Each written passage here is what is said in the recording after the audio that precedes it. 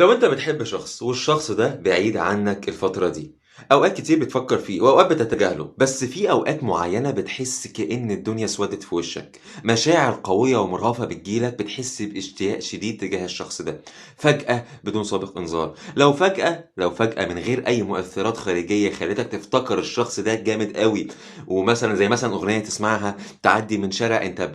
تفتكر إن كان في ذكرى بينك وبين الشخص ده، طالما ما فيش أي مؤثِّر خارجي وجه على بالك فجأة، فأقدر أقول لك بنسبة كبيرة جدًا تكاد تصل ل100% الشخص ده بيفكّر فيك بنفس المشاعر، عشان كده وصلت لك فجأة بدون أي مؤثِّر خارجي. طيب أنت تتعامل إزاي مع الموضوع ده؟ إزاي لمّا تيجي لك المشاعر القوية والمرهفة دي تعرف تستغلّها أفضل استغلال بدل ما تخلّيك تكتئب وتضايقك وتزوّد الموضوع أكتر ما هو أسوأ؟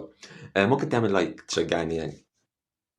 الفكرة كلّها إنّك لمّا تيجي لك المشاعر دي بدل ما تخلّيها جوّاك وبدل ما تتصرّف تصرُّف متهوّر يخلّيك في موقف مُحرِج قدّام الشخص ده، إنّك مثلًا تخُش تكلّمه أو إنّك تعمل أي حاجة تخلّي شكلك زبالة في الآخر، لأ، أنت ممكن تستغلّها أفضل استغلال من خلال إنّك تحس بالمشاعر دي من جوّاك، تعترف بيها إنّك أوكي، أنا مشتاق له، تفتكر كل الحاجات الجميلة اللي ما بينكم، زي تخاطُر كده نوع من أنواع التخاطُر بس تخاطُر بسيط اسمه التخاطُر الضمني، تمام؟ تتخيّل كإن المشاعر دي كلّها كده اللي أنت حاسس بيها اللي واجعاك وألماك إن هي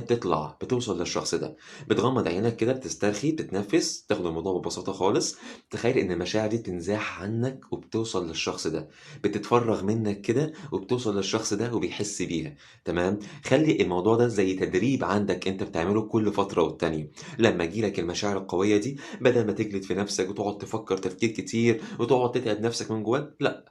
حس إن هي بتطلع من جواك، بتوصل للشخص ده، بتتفرّغ منّك، وما تفكّرش فيه، حاول تقلل التفكير على قد ما تقدر، واعرف إن اللي ربنا عايزه هو اللي هيكون، تمام؟ لايك وfollow شجعوني، ولو حد عايز استفسار عن أي حاجة يبعت لي رسايل أو يكتب لي في الكومنتات، باحبكم أوي.